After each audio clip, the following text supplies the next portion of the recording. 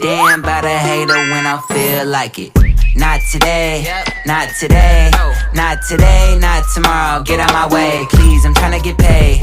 Not today, not today, not today, not tomorrow. Get out my way, please, I'm tryna get paid. For 27 years, I ain't going for 28. Been seeing you niggas flexing and finessing the shit. You know I ain't never ate. Been seeing you shining, all that designer. You ain't get your little bro play. That's how I know you fake, bitch. That's how I know you fake. So what is ICT? Information Communication Technology, or ICT, could be a technology needed for information dispensation that use of communication devices, electronics, computers, and software system application to convert, store, protect, process, transmit, and retrieve information. So ICT, or Information and Communication Technology, ay tungkol ito sa paggamit ng iba't ibang teknolohiyang pang-komunikasyon, tulad na lamang ng cellphone na ginagamit natin araw-araw, telepono, at lalo na ang internet at marami pang iba. Ito ay upang mapabilis ang paghahanap at pag-aayos ng impormasyong nakukuha natin sa pang-araw-araw na gawain. Halimbawa na lang kung tayo ay nagvi-video call, kinakailangan na gamitan ito ng internet. Kung tayo naman ay magsasend ng text sa ating mga kaibigan at minamahal, at kahit simpleng tawag, kinakailangan ito ay ginagamitan ito ng load gamit ang cellular. So ang komunikasyon ang unang mithiin ng ICT. Kung pag-uusapan naman natin ang ICT sa ekonomiya, marami na itong naitulong upang mapabilis ang operasyon at nakakatipid din ito sa oras at pera ng bawat kumpanya. Ang ICT ay naa-apply din natin sa ating sarili dahil sa simpleng tawag ay napapabilis natin mapaabot ang ating mga mensahe. Hatid natin sa buhay, sa simpleng video call, nakakausap na natin at nakakapanayam ang mga iba't ibang tao sa buong mundo. Ito ay nang dahil sa internet o ICT na tinatawag. So para saan ba ang ICT? Ito ay nakakatulong upang mapadali ang ibang gawain sa ating pamumuhay. So number 1, ICT is a time saver. Alam naman natin lahat na nowadays, sobrang bilis ng mga pangyayari sa ating buhay. Ayan, na hindi na natin alam na minsan may nakakalimutan na tayong gawin o may mga hindi na tayo nagagawa. So I think na ang ICT ay isang tool para magawa pa rin natin ang mga bagay na iyon. Online shopping, for example. Sino ba naman ang hindi nakakaalam ng Shopee? Kung ano ang Lazada, kung ano ang Zalora, and many more. Kasi alam natin na hindi na natin kailangan pumunta sa mall para makabili ng mga bagay-bagay. Because we have technology to bring the malls to us. Also, through ICT, hindi na natin kailangan mag-exert ng ganong kadaming effort at ng ganong kadaming time para gawin yung mga bagay na kailangan nating exertan ng effort before. Number 2 is a social lifesaver.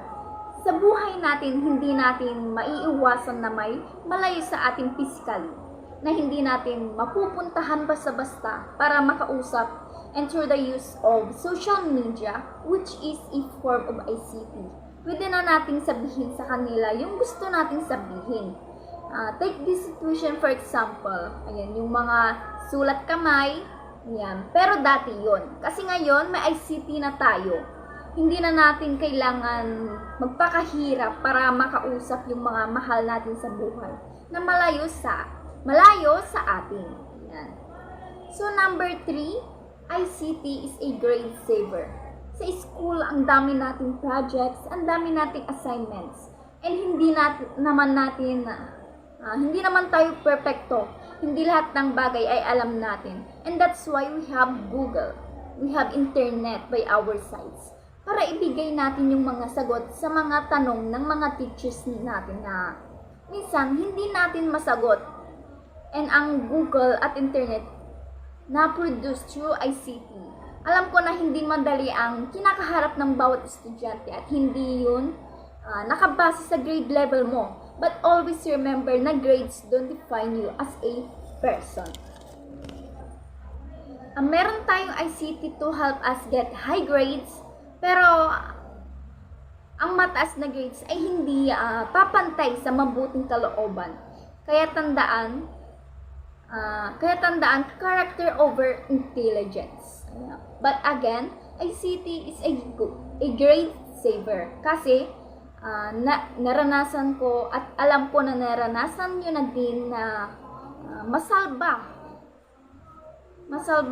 ng pag-search sa Google, pag-copy and paste ang iyong mga grades. So parang halimbawa na lang din tong ginagawa natin lagi yung sa Google Meet. Ayan, nakakapag-aral tayo through Google Meet. Lastly, number 4, ICT is a lifesaver. ICT is a tool para mabuo natin yung life support na tinatawag na nakakatulong para maprolong ang mga buhay ng mga tao.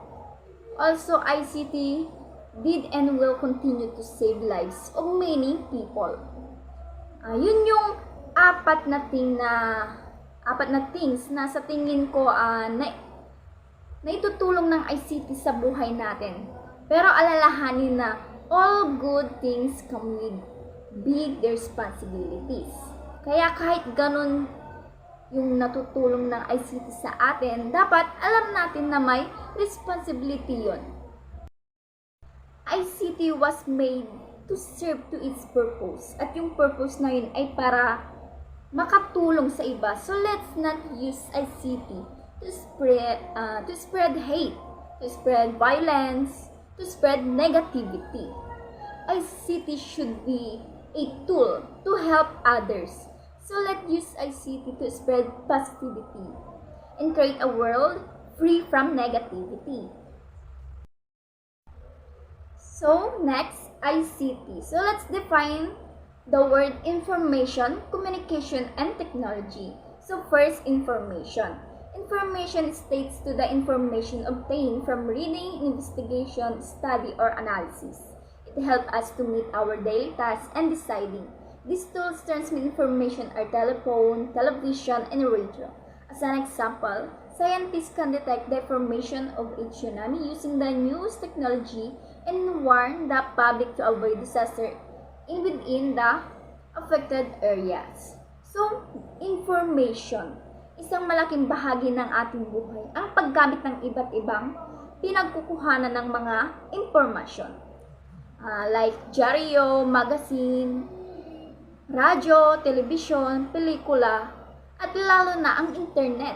Isa ring malaking bahagi ang ginagampanan ng mga ito, lalo't higit ang computer para sa pagtuturo sa mga mag-aaral ng ika-21 siglo. Ito ang mga pangunahing pinagkukuhanan natin ng iba't ibang kaalaman at impormasyon na kinakailangan sa ating pang-araw-araw na pamumuhay. So next, communication. Communication is associated degree act of transmitting messages. It is a method whereby information is exchanged between individuals using symbols, signs, or verbal interactions. Previously, people communicated through exchange of signs and symbols, whereas others performed it by drama and poetry. With the arrival of technology, these older styles of communication are less utilized as compared to the use of the internet, email, or video conferencing. Communication is very important in order to gain knowledge that will make us more confident in expressing our thoughts and ideas. So, communication.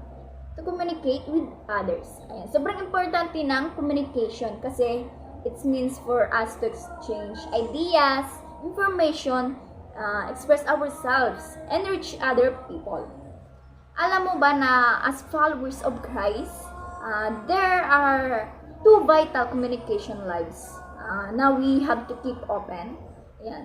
So first is communication with God. Ayan. We have to remember na bringing people to salvation is God's work.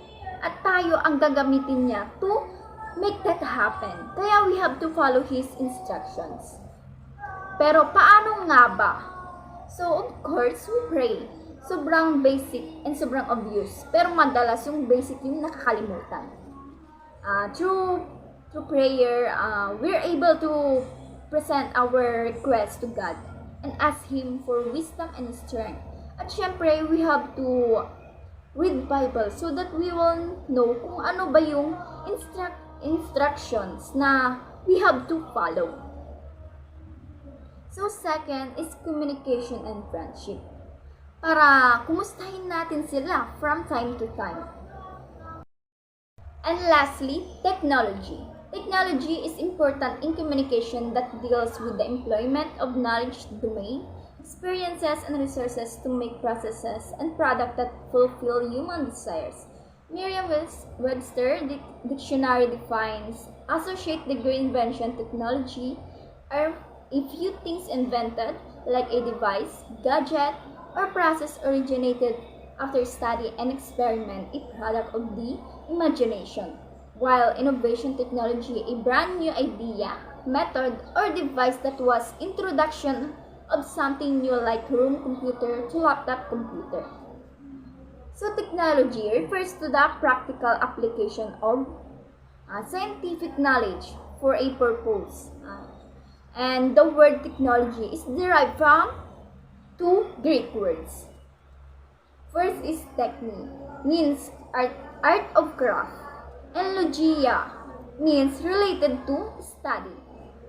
Together with this word, technologia means systematic treatment. Ayan.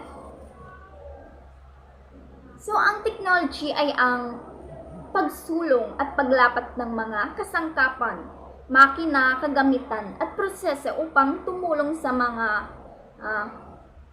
paglulunas ng mga suliranin ng tao. Bilang isang gawain ng tao, ang teknolohiya ay nauna pa kaysa sa agham at enerhiya. Kadalasang inuugnay ang katagang technology sa mga imbento at gadget na ginagamit. Na kailan lamang natuklasan na proseso at prinsipyong makaagham. Sa panahon ngayon, nagkalat ang iba't ibang makabagong teknolohiya sa ating mundong patuloy na umuunlad. Ayan. Isa sa mga halimbawa ng technology ay ang computer at cellphone. At yun na nga po nagtatapos ang aking report. Thank you and God bless. My name is Angelica Cristobal from Group 5. So our topic today is all about ICT or Information and Communication Technology. So let's proceed to my part. So aiding communication is a telephone and fax machine are the device employed in extending communication. So for example is chart with pictures, symbols, letters, or words. So yung aiding communication is para sa mga bata or sa mga person with disability na hindi masyadong makapagsalita or magaling makipag-communicate. So, ito yung may way na dapat mong gawin upang maiparating mo yung gusto mong sabihin.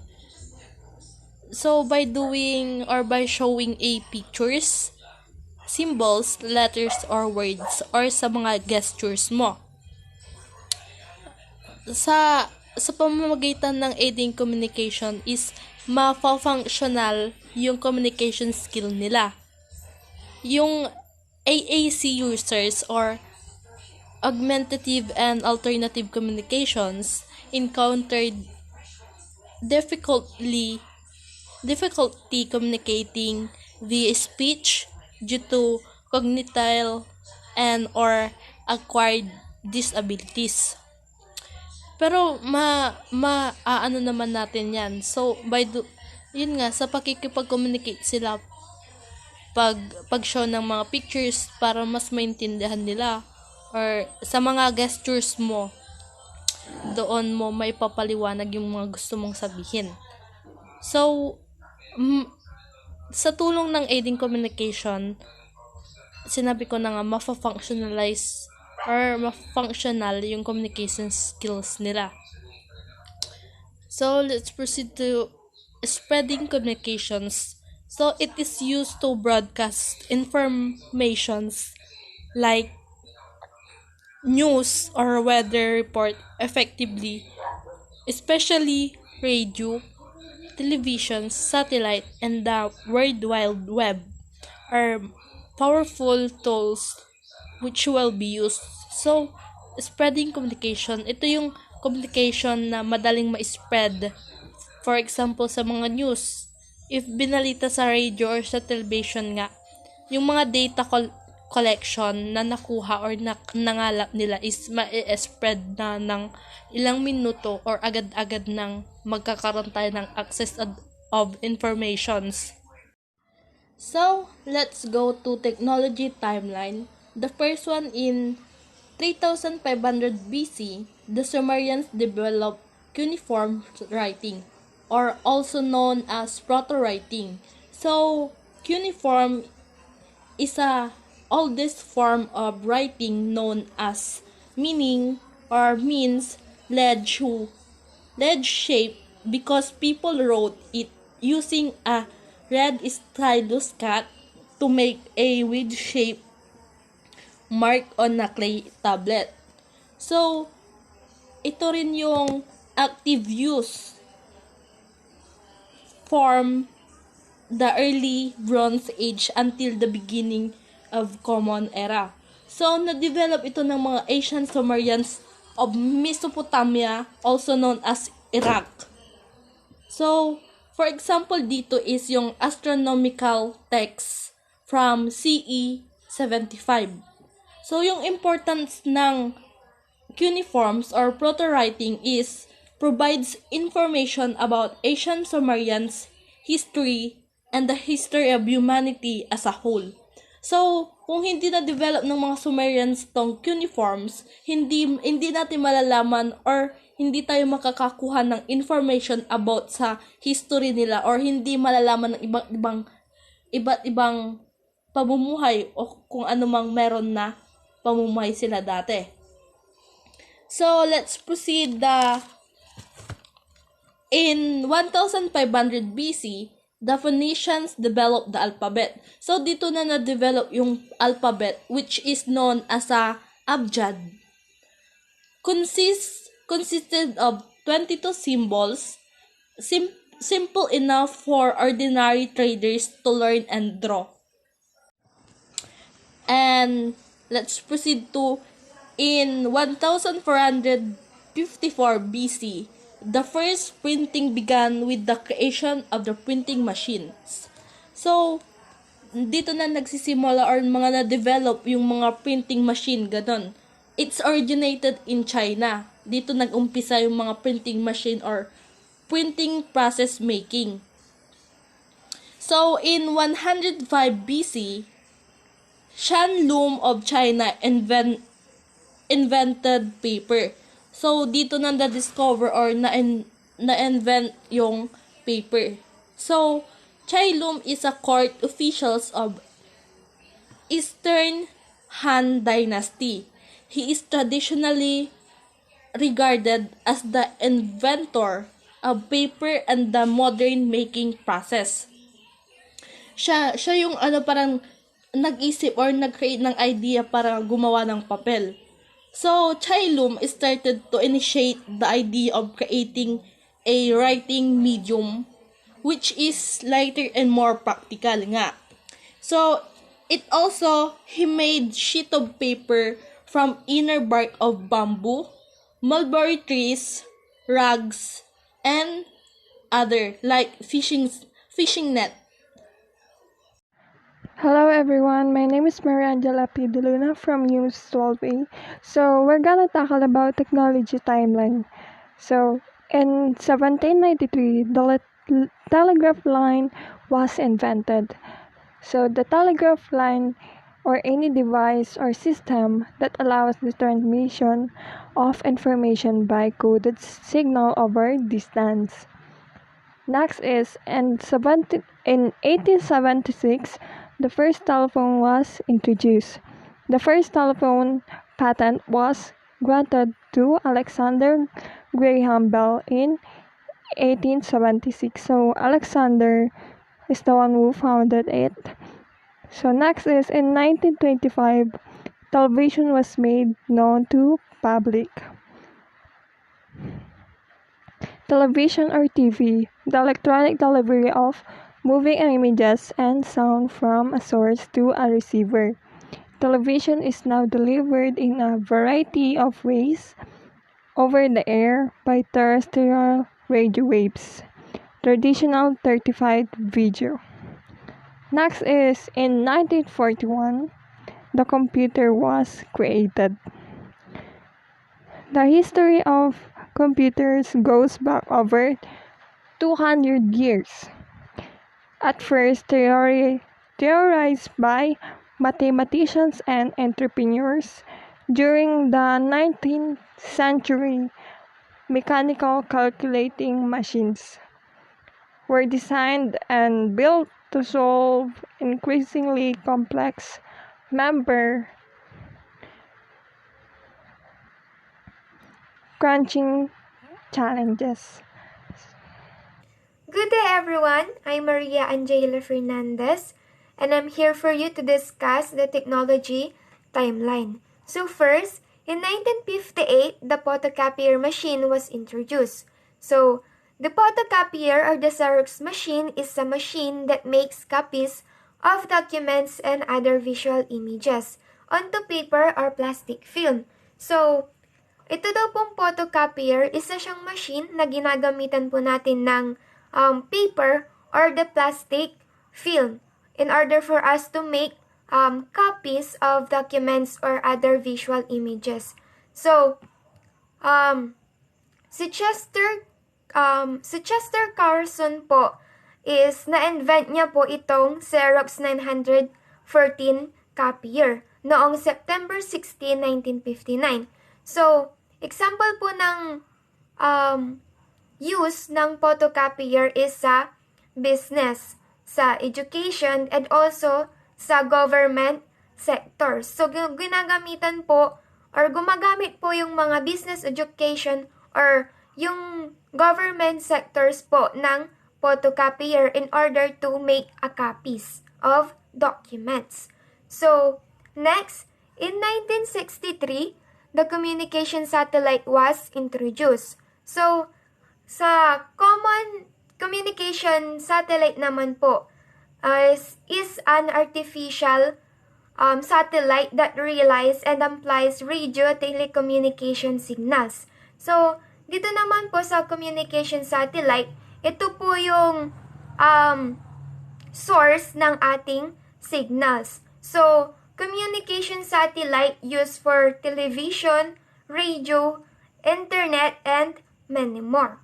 So, last but not the least is in 1969, the first internet known as ARPANET was introduced. So, ano nga po ba itong ARPANET?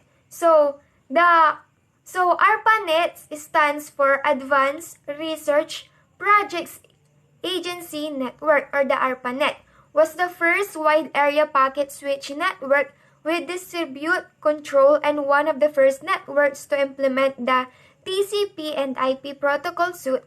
Both technologies became the technical foundation of the Internet. The ARPANET was established by the Advanced Research Projects Agencies, or ARPA, of the United States Department of Defense. So, ito daw pong si ARPANET is siya po yung kauna-unahang networks na na-implement by TCP and IP protocol, or TCP and IP protocol suite. So, itong si ARPANET po, ginagamit po ito for academic and research purposes. Advantages and disadvantages of ICT. Advantages of ICT. Communication speed or time. Money can be saved because it's much quicker to move information around. With the help of ICT, it has become quicker, and more efficient. So, communication speed is one of the advantages of ICT. Pwede rin tayo mag-spread ng information around or sa mas maraming tao na hindi tayo gumagastos ng malaki. Example na lang dito is yung sa social media natin. Nagkakaroon tayo ng nagagawa na natin mag-spread ng information sa mga ibang tao nang hindi tayo gumagastos ng malaki. Kailangan lang natin ng phone and ng internet para makapag-post tayo ng gusto nating information na malaman ng ibang tao. That's why we can save money and yung communication speed natin sa ibang tao is mabilis. With the help of ICT, naging mas mabilis na. Within a few minutes, pwede na nating mabasa or makareceive tayo ng balita or ng nangyayari sa mahal natin sa buhay within a few minutes. And then, naging mas madali kasi hindi na natin kailang pumunta ng post office para ipadala yung sulat natin. With our use of our gadgets and internet, mas madaling na yun. Less hassle na sa atin ngayon ang makipag-usap. First one is globalization. Video conferencing saves money on flights and accommodation. ICT has not only brought the countries and people closer together, but it has allowed the world's economy to become a single interdependent system to contact either a business or family member. Isa pa sa naging advantages ng ICT is globalization. So, sabi dito, video conferencing. So, alam naman natin kung bakit siya tinawag na video conferencing kasi ang dati ang tawag lang natin dito is conference or mga seminar, ganon. Example, meron akong conference sa Davao. And then, para maka-attend sa Davao, kailangan kong bumiyahe or lumipad papuntang Davao at kailangan ko ng mga accommodation. So, yung accommodation na yun at saka yung flight na yun is magbabayad ako. Pero dahil sa nangyayaring globalization sa atin ngayon is meron na tayong tinatawag na video conferencing. So, dahil doon is with the help of ICT, meron tayong video conferencing. So, ang video conferencing is kahit na wala ka dun sa lugar na yun, pwede kang umattend sa conference na yun or seminar na yun. Dahil sa ICT, mas madali yung pagkakaroon natin yung naging improvement ng ating economy. And then, marami nang nangyayari within a few minutes, within a day, marami tayong nagagawa in our daily lives. I'm Julia De Luna, and I'll be discussing the next 5 advantages of information and communications technology. The third one is cost effectiveness. It feels free to send an email, although it isn't. It's without doubt cheaper than phone calls. ICT has also helped to automate business practices, thus restructuring businesses to make them exceptionally cost effective. Cites an example. For example, is yung pagsasend ng mails or letters. Back then, sending mails costs money and time. But now, dahil sa ICT, Information and Communications Technology, yung pagsasend ng mails or ng letters, naging madali, mabilis, at mas nakakamura talaga siya. And ang Information and Communications Technology nakakatulong din para mabawasan yung gastusin sa pag-training and development ng mga businessmen or ng businesswomen. And dahil nga yung mga informations pwede na siyang i-share online, pwede na siyang ma-store na without deleting it. And yun, ikakalat natin yung mga informations through online. And the fourth one is greater availability. ICT has made it possible for businesses to be automated, giving clients access to a website or voicemail 24 hours a day, 7 days a week. So, information and communications technology made browsing more convenient.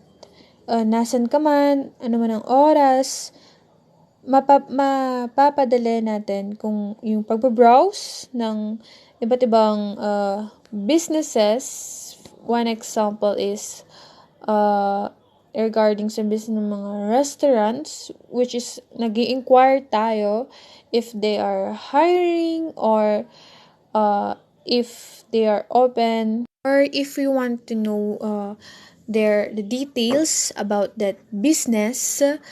Madali natin siyang ma-access online, and its availability is 24/7, which is kahit ano talagang oras na maghahanap ka ng informations regarding that business, and example is you're the client, madali mo nang mahanap kung ano yung hinahanap mong informations through searching their website. The fifth advantage of information and communications technology is bridging the cultural gap. Greater access to technology has helped to bridge the cultural gap by helping people from different cultures to communicate with one another and allow for the exchange of views and ideas, thus increasing awareness and reducing prejudice. Nang dahil sa ICT, ito nga, help to bridge the cultural gap by helping people from different cultures to communicate with one another. So, ito yung naging way to connect each other para makapagbigay ng iba't ibang point of views or ng ma-share kung ano ba yung kultura na mayroon sila. Also, itong information and communications technology, naging way, talagang naging big help siya para tumaas yung awareness natin regarding each and everyone's cultures, para din maunawaan natin na may iba-iba tayong kultura na dapat respetuhin, na dapat unawain at dapat kilalanin pa natin para mabawasan yung pagiging unfair natin sa isang kultura na to dahil nga may sarili tayong kultura. The sixth advantage of information and technology is creation of new jobs. Probably the best advantage of ICT has been the creation of new and interesting jobs. Ibigay natin na example dito is ang online selling. For example, dahil sa pandemic na to, marami yung nawalan ng trabaho, and of course nag-expect sila ng daily income, and nakita nila yung pagkakakitaan na yun through online selling. And dahil sa ICT, nagkaroon sila ng way para makakumita, and that is by selling different products. Dahil din sa ICT, napapadali makahanap ng trabaho na maaari nating applyan. And the last stated advantage of information and communications technology is education. Computers, along with their programs and the internet, have created educational opportunities not available to previous generations. One great example is itong online learning natin. Instead na face-to-face class, ay tinatakol or nadidiscuss ang bawat lesson through online. Tinuturuan ng mga estudyante ng mga ating guro through online. Unlike before, previous generations, which is talagang matututo ang mga bata from reading their books, their handouts. Unlike now na kapag may na-discuss, search tayo sa Google, internet, to browse informations ng mabilis at madali. Kung may... Hi, my name is Serbian Didugino, and ako po ang last reporter. So, i-discuss natin ang disadvantages of the use of ICT.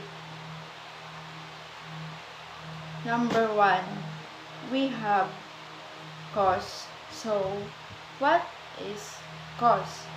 more and more resources are being put into ICT in schools.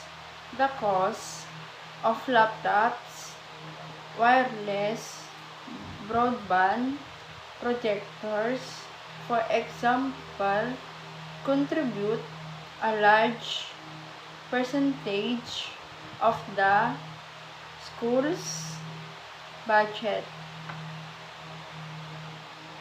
Sa iba, for school budget, sa iba naman ay sa mga magulang.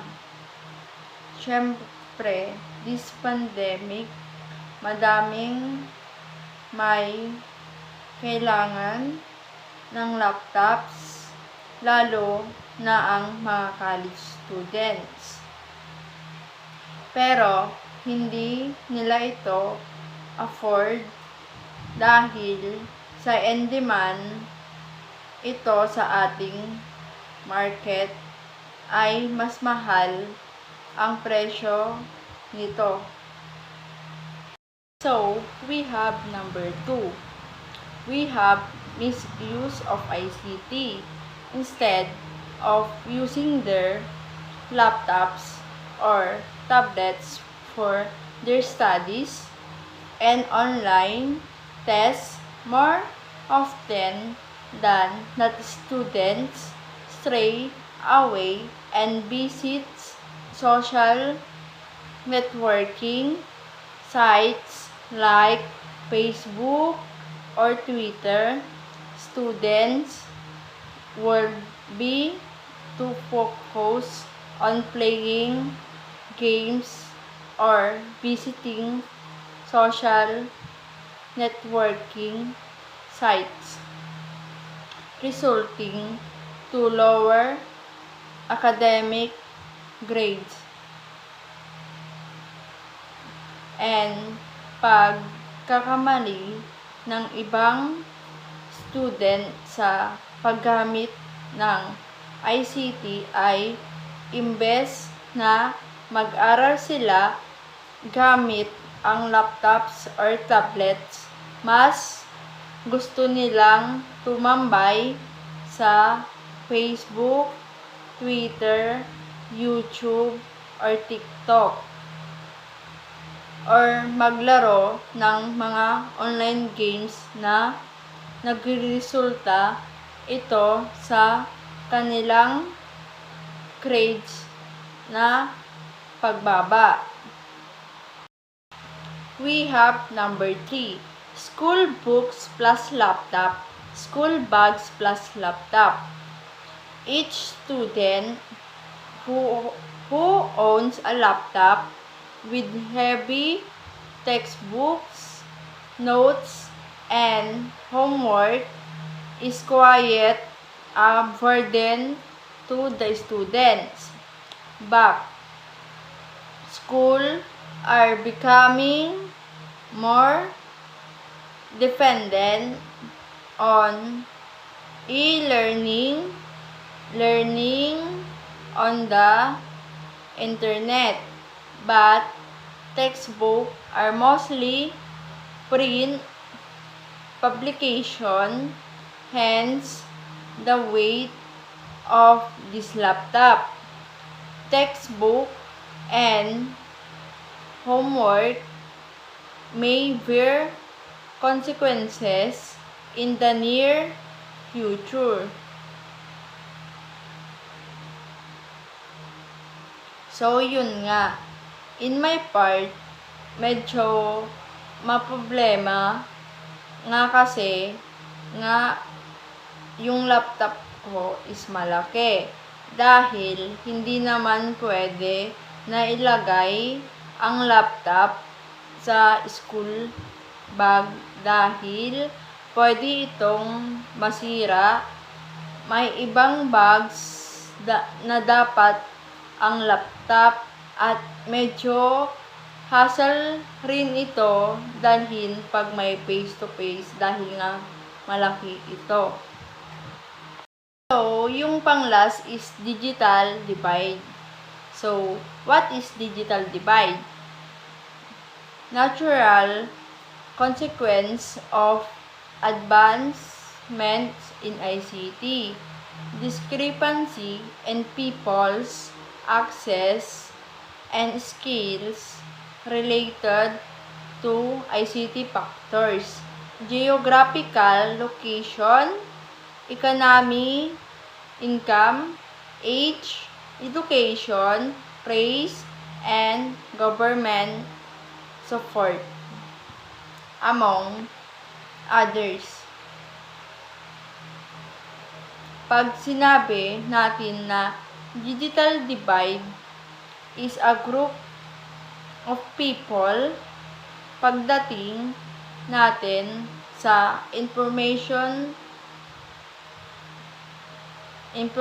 technology, the factors of bakit may division is, for example, for geographical location, kasi nga there are parts of the Philippines or in another country na hindi inaabot ng technology. Kahit sabihin natin na kuryente dahil liblib sila. So, hindi nila ginagamit ang ICT. Another example is economy income. Not everyone has capacity to buy a gadget, and we also age. Kaso, ngayon, mas magagaling pa minsan ang mga bata kaysa sa mga matatanda sa paggamit ng mga cellphone or other gadgets. And also, we have education. Ang iba naman na example ay race and government support. So, dun na po nagtatapos ang aking report. Thank you po.